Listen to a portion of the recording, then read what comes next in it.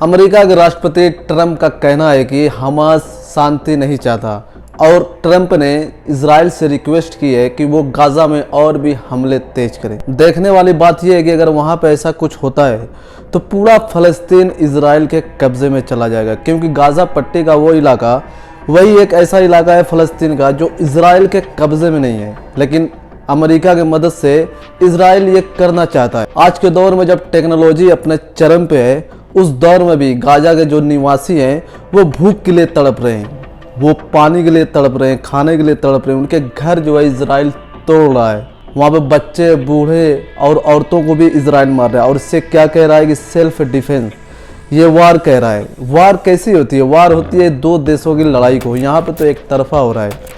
करीब 1.5 साल से लगातार गाज़ा में बमबारी हो रही है, वहाँ पे घरों को तोड़ा जा रहा है, बच्चे भूखमरी के कगार पे हैं, कुपोषण का शिकार हो चुके हैं, उनके शरीर में सिर्फ हड्डियाँ बची हैं। फ्रांस फ़लस्तीन को एक देश के तौर पे मान्यता देने जा रहा है, जिसमें सबसे पहले जो प्रतिक्रिया आई है वो इजराइल से नहीं है, वो है अमेरिका से।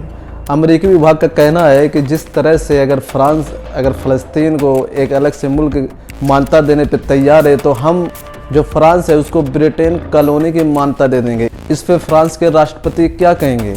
अमेरिका का कोई भी राष्ट्रपति हो, चाहे ट्रंप हो, चाहे ओबामा हो, चाहे जो बाइडेन हो, उन सब का जो है एक ही मार्गदर्शन होता है, एक ही रास्ता होता है, वो है इजराइल को खुल के सपोर्ट करना। उसकी सबसे बड़ी वजह है कि मिडिल ईस्ट को कंट्रोल करने के लिए वहाँ पे किसी एक देश का ऐसा होना बेहद ज़रूरी है जो अमेरिका को खुल के सपोर्ट कर सके, और वही काम इजराइल कर रहा है, जिसकी वजह से इजराइल उसका चहेता बना हुआ है।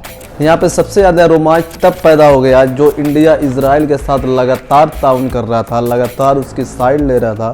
उसने भी 2 स्टेट की मांग बहुत ही सख्त टिप्पणी की है इस पे यूएन में, कि 2 स्टेट का जो मसला है उसको हल किया जाए, क्योंकि वहाँ पे जितने बच्चे मर रहे हैं या भूखमरी हो रही है उसका हल निकालने के लिए इंडिया ने पुरजोर मजम्मत की है।